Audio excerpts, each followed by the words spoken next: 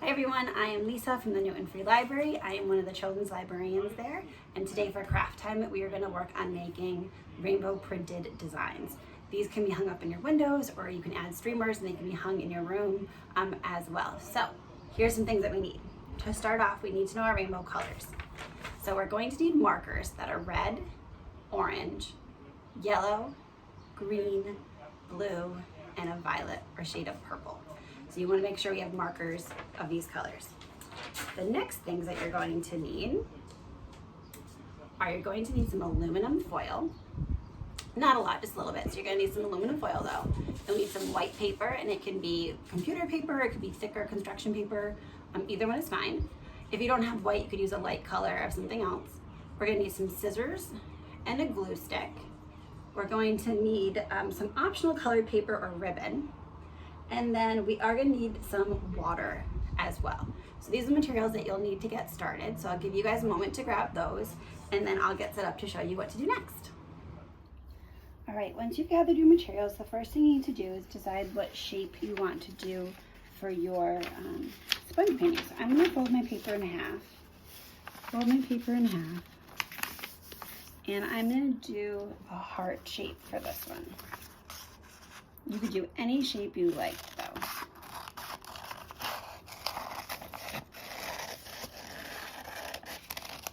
Okay, I'm gonna open up and I have my heart shape right there. What I'm gonna do next is put my heart shape aside for a moment, and I'm gonna take out my piece of foil that I had.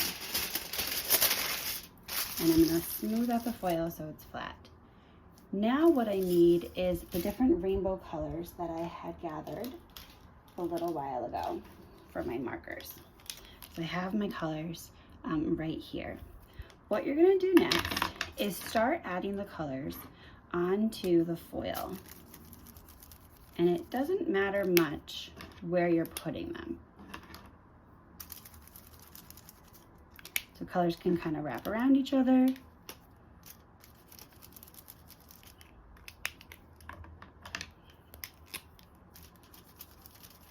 If you didn't have aluminum foil, you could even use like wax paper. If you have the wax paper that you use when you're baking sometimes, that would be fine too. All right, so I have my rainbow colors. Now I'm going to do the same thing on the other side too. So once I have my colors on there, you have two options. We do need to add water. So you can just use a plain cup of water and a paintbrush, or like a cotton ball or a Q-tip if you don't have something else. Or if you happen to have a spray bottle, you could use a spray bottle too. I'm gonna do both so you can see the different ways they come out. I'm gonna spray the top one with my spray bottle, and you'll see how it starts to kind of spread, gets little bubbles in it. And I'm gonna do the other one by just dipping my paintbrush in the water, and I'm just dabbing. I'm not really pretending like I'm painting, I'm just dabbing it on there enough to start to see these colors move around. Now that shape that you put aside, so in my case, my heart that I put aside, I'm going to need. Now I'm going to take the heart and I'm just going to put it right over the area that I had my markers on. And at any time, if you feel like it's getting too, you need more color, you can always go back in and just add some more color, and then repeat as many times as you need to with the water and the paintbrush as well. I'm just gonna do some more.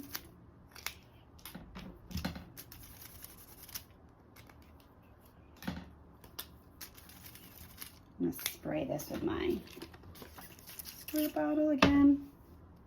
And now I'm just gonna work my way around my heart.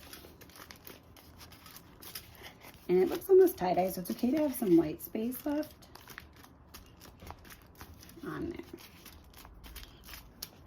Okay, I want to show you the difference of how this side that I use with the paintbrush looks. So I have a triangle I'm going to use for that, and I'm just going to place it right on, and you can see how the colors move. They actually saturate, which means fill up the whole paper that's on here.